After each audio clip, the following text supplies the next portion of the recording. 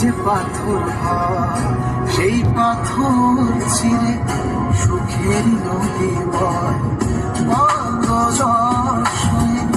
মাটি যে পাথর হয় সেই পাথর ছিঁড়ে সুখের নদী বয়। নদীটা দেখে সবাই